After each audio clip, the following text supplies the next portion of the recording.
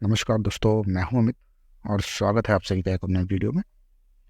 दोस्तों, आज के इस वीडियो में हम बात करने वाले हैं एक और एनएफओ के बारे में, यानी कि न्यू फंड ऑफरिंग के बारे में। तो चलिए जानते हैं कौन सी है ये म्यूचुअल फंड स्कीम, क्या है ये एनएफओ, किस एसेट मैनेजमेंट कंपनी की तरफ से आता है और क्या इसमें हमें इन्वेस्टमेंट करनी चाहिए या नहीं। लेकिन वीडियो को शुरू करने से पहले मैं आपसे एक बात ज़रूर बोलूँगा कि मेरे चैनल पर बताए हुए सभी स्कीमों के बारे में आप एकदम से इन्वेस्टमेंट ना करें, क्योंकि मैं किसी भी तरह से किसी भी इंसान को बिना सोचे समझे किसी भी स्कीम में पैसे लगाने की सलाह नहीं देता हूं। अगर आपको किसी इन्वेस्टमेंट करनी है, किसी इंस्ट्रूमेंट में इन्वेस्टमेंट करनी है, किसी म्यूचुअल फंड में इन्वेस्टमेंट करनी है, तो आप अपनी खुद की भी रिसर्च ज़रूर करें। तो चलिए चलते हैं आज की वीडियो में और जानते हैं कौन सा है ये एनएफओ जो अभी लॉन्च हुआ है और कितने रुपए से इसमें निवेश कर सकते हैं और कौन लोग इसमें निवेश कर सकते हैं। Asset management company Bajaj Finserv mutual fund ने डेट सेगमेंट में नया banking and PSU fund launch किया है। फंड हाउस के एनएफओ बजाज फिनसर्व बैंकिंग और पीएसयू फंड का सब्सक्रिप्शन 25 अक्टूबर 2023 को खुल चुका है।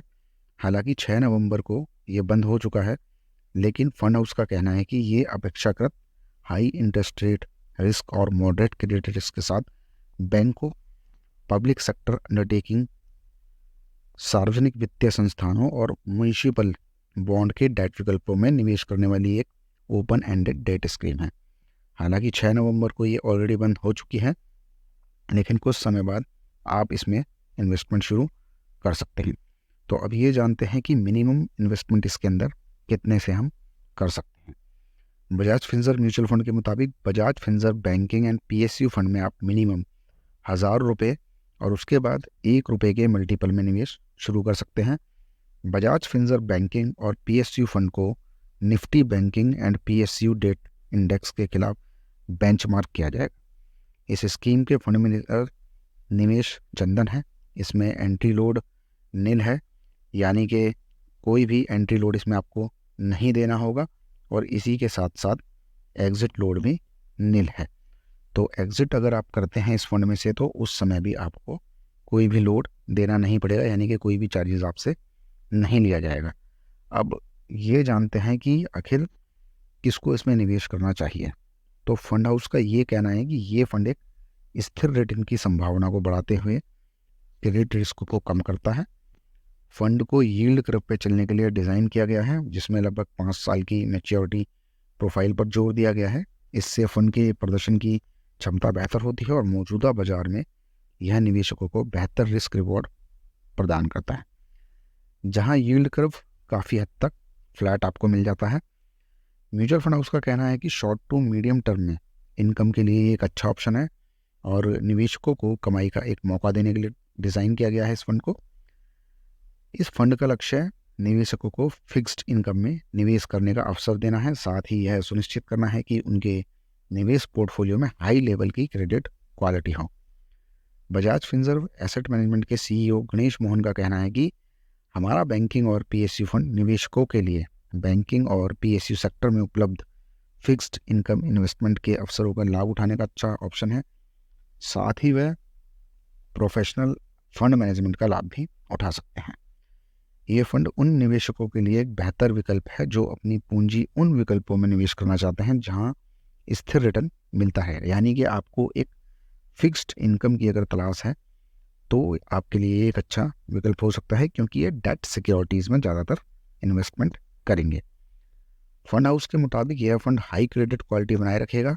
फंड द्वारा बैंकों और पीएसयू कंपनियों के हाई क्रेडिट क्वालिटी वाले बॉन्ड में 80% और सॉवरन और अन्य हाई क्रेडिट क्वालिटी वाले बॉन्ड में 20% तक इसको डिस्ट्रीब्यूशन किया जाएगा।